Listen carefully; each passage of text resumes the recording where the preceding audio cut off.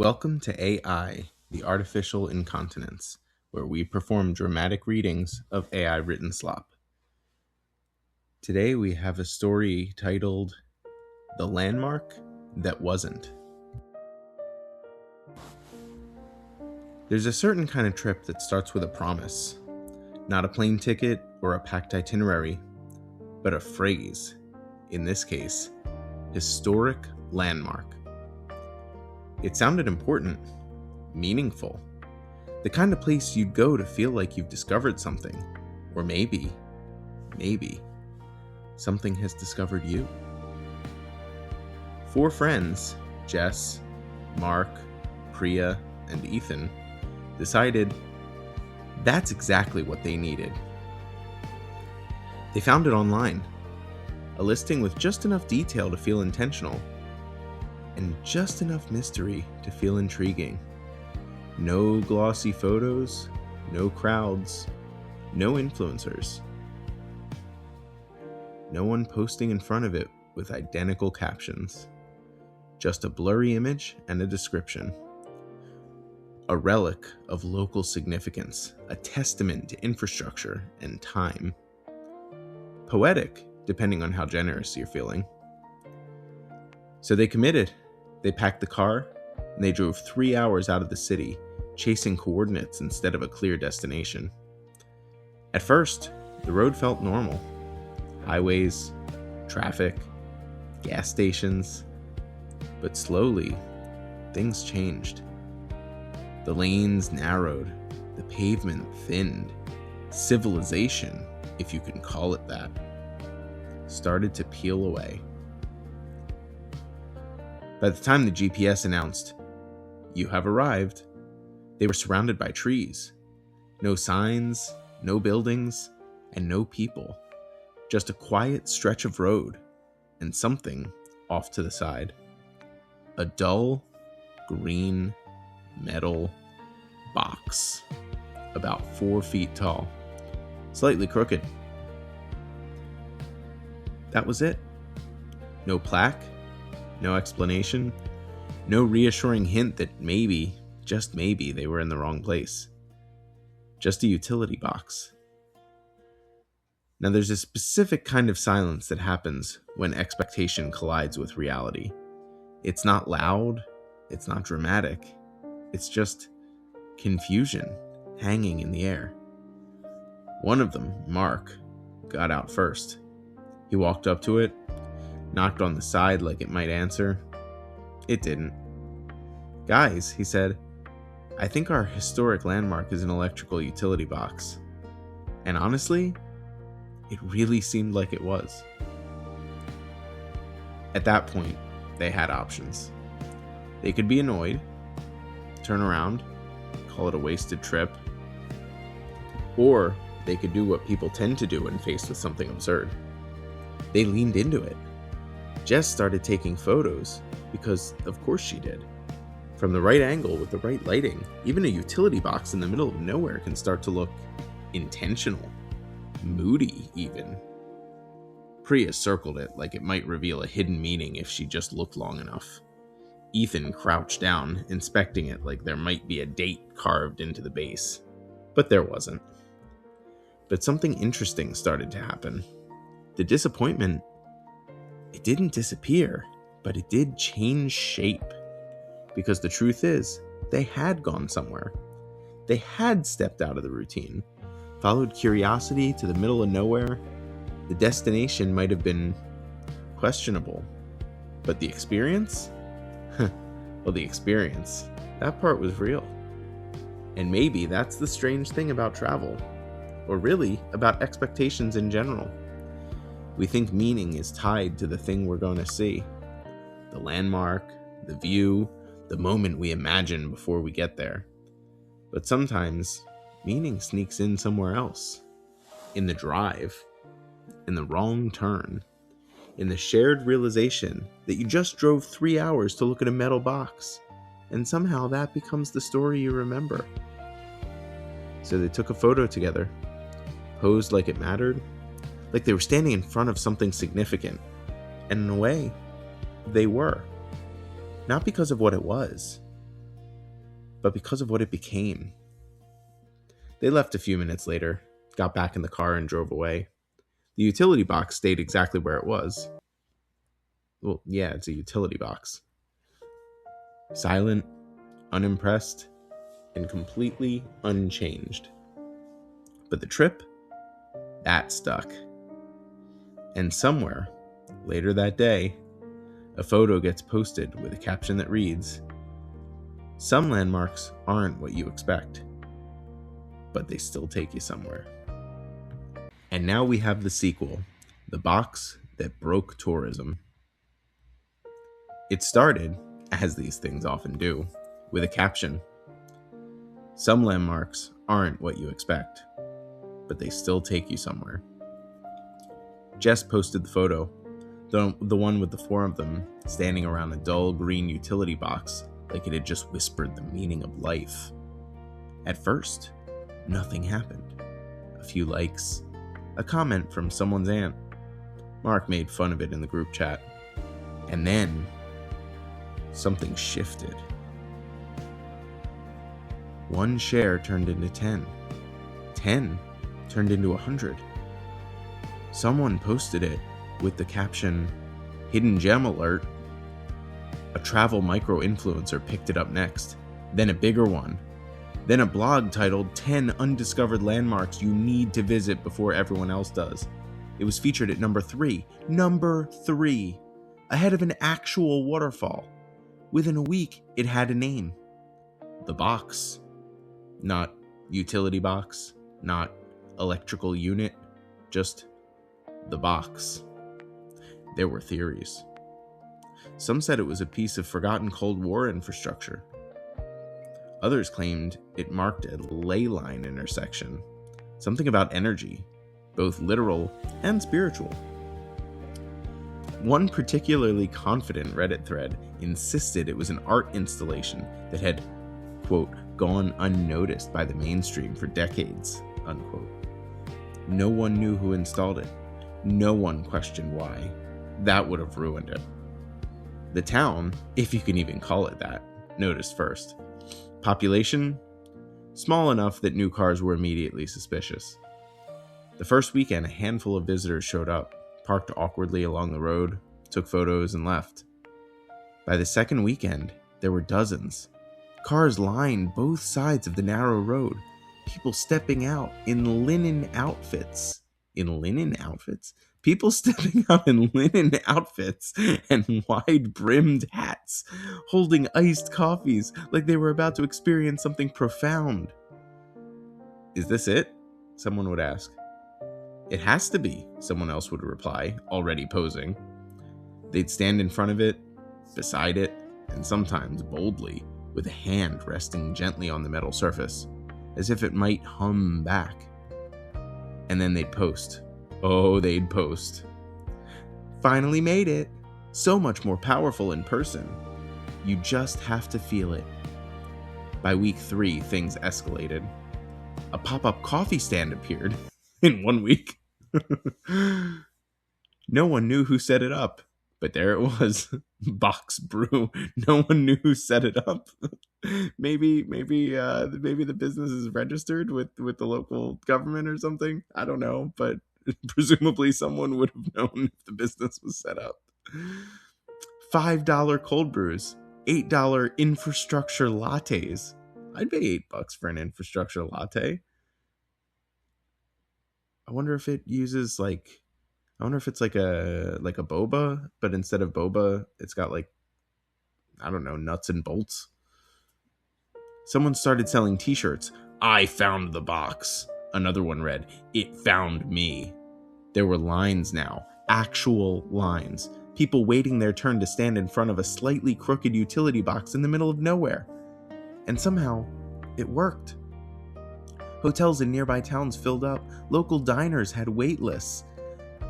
An article appeared in a major travel magazine calling it a meditation on modern significance. What does that mean? That's literally just some words thrown together, which, if you think about it, is a very elegant way of saying we also don't fully get it, but we're committing. Okay, at least it's self-aware. Good job, ChatGPT.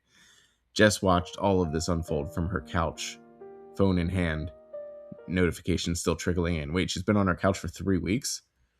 Mark sent a message. You've created a monster. Priya said, Should we go back? Ethan, I kind of want to see it. So they did. Of course they did. The drive felt different this time. Not quiet, not mysterious. There was traffic. Actual traffic. I think that's the third time in this story it has repeated itself with actual this.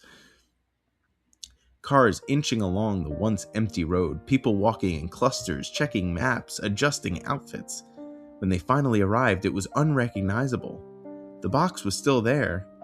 The same dull green, same slight tilt, but everything around it had changed. There were ropes now, little wooden posts guiding a path.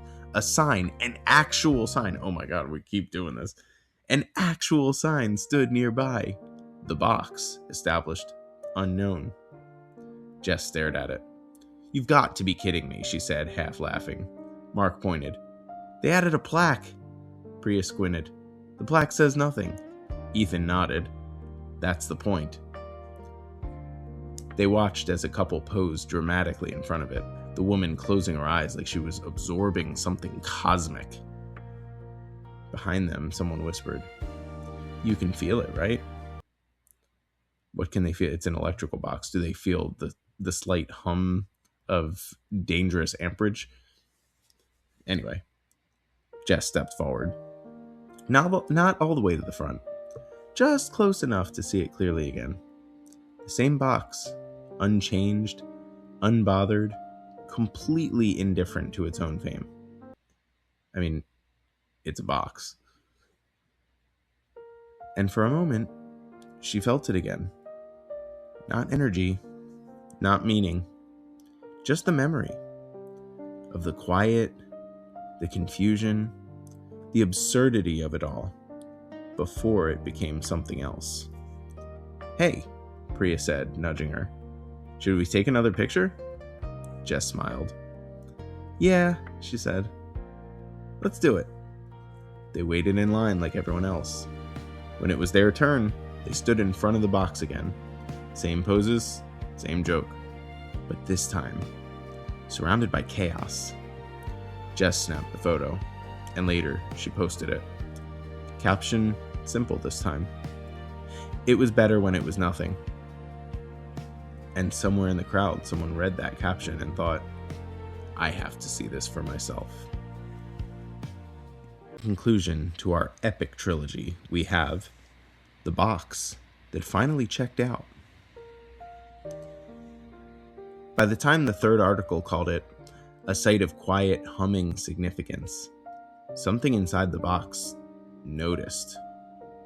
Now, to be clear, no one knew there was something inside the box.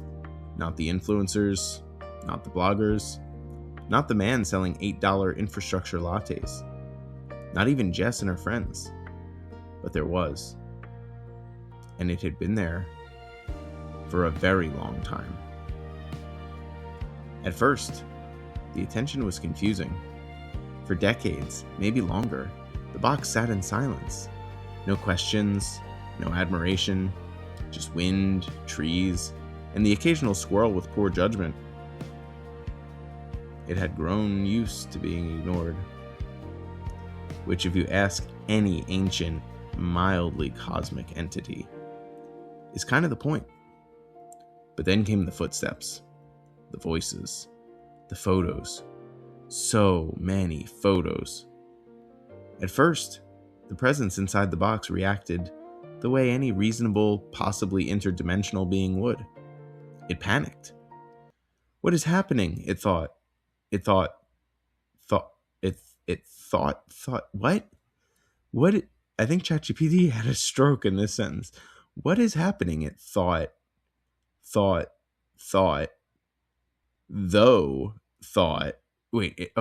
thoughts, then though thought. What is happening? Thought, though thought is a generous word for something that hadn't needed to think in years. Wow, that oh boy, that's a sentence. Why were they gathering? Why were they staring? Why were some of them whispering? And more importantly, why did it feel stronger? Stronger than what? Because that was the strange part. With every visitor, with every photo, with every caption that insisted you just have to feel it, something was building. Not electricity, not exactly. Something closer to attention itself, belief adjacent, curiosity concentrated. The kind of energy that only exists when humans collectively decide that something matters, even if they're not entirely sure why. At first, it was subtle. A flicker, a warmth, a hum that hadn't been there before. Or maybe it had, but never quite like this. Then over time, it became undeniable. The box was waking up. Inside, the entity, for the sake of this story, we'll call GRENDLETH Minor Unit 7. Okay, we're going to try that sentence again. Inside, the entity, who, for the sake of this story, we'll call GRENDLETH Minor Unit 7, began to remember things. Not clearly, not all at once, but fragments. A sky that wasn't blue. A landscape that bent in ways landscapes generally shouldn't. What does that mean? Bending a landscape. I just bend the hill over there. No big deal. Wondering what kind of powers this immortal creature has that they can bend landscapes. Maybe they're like an earthbender or something. Can I say that? Is that copyrighted? It probably doesn't matter.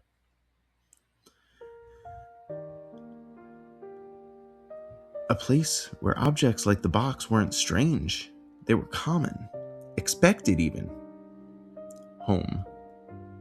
GRENDLETH had not been placed on Earth by accident. It had been stationed, left behind.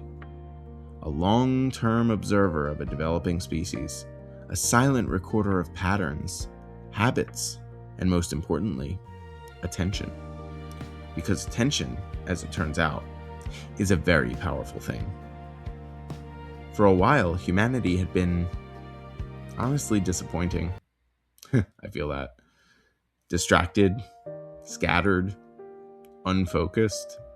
But now, okay, I don't know what the next sentence is going to be, but I think that still applies. Distracted, scattered, and unfocused. I think that pretty much describes humanity to a T. Now thousands of them were gathering around a single, completely ordinary object and deciding it mattered, even without proof, even without reason. They were creating significance. And that was new. No, ChatGPT, no, it's not. Humans have been assigning value and meaning to truly mundane and meaningless things for literally as long as we've been a species. That's just a thing we do. What's the term? The term for when we give things human traits? Anthropomorphizing. We've been anthropomorphizing things for a long time. Every one of my cars has a name. It has never introduced itself to me. You know, that's not true. Actually, my most recent car actually did say hello the first time I turned it on. It said hello to me. I don't know what that means. I don't know why I'm telling this story. This is completely irrelevant. What were we talking about? Some sort of alien being inside this box. Okay, where were we? With every passing day, the energy built.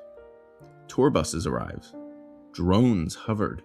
Someone attempted to meditate next to the box for 6 straight hours and wrote a blog post titled, "I became the box." GRENDLETH found that one particularly confusing, but effective. Very effective. Because now, something was happening that had not happened in a very long time. The box was full. not physically, energetically, filled to the edges with borrowed meaning, and somewhere deep within its not quite metal frame, a signal began to form. A call, a beacon, a message sent across a distance that doesn't quite fit into normal directions. What does that mean? It said simply, ready.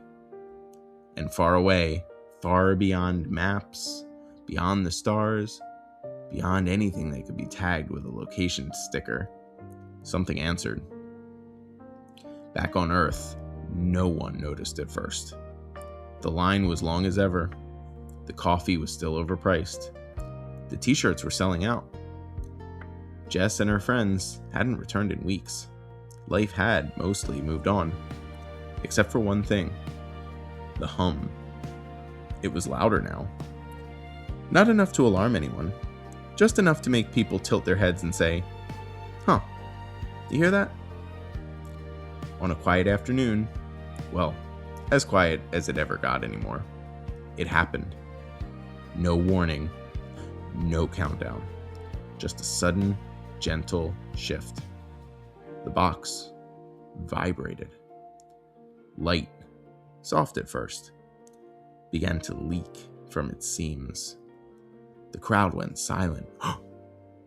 Phones lifted almost in unison, because of course they did. And then, with a sound that was less like an explosion and more like a release, the box opened. Not outward. What? It opened not outward? Not in any direction that made sense. What? What? It simply wasn't closed anymore. What? What? I don't even know how to respond to that. Not outward, not in any direction that made sense. It simply wasn't closed anymore. So did the walls, the edges of it just vanish into the ether?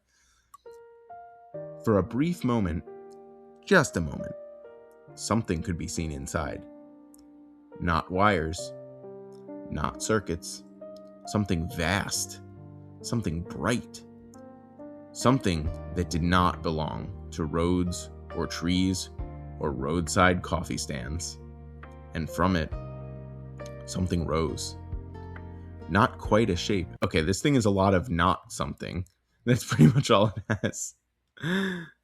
Not quite a shape, not quite a light, but it was something unmistakably leaving.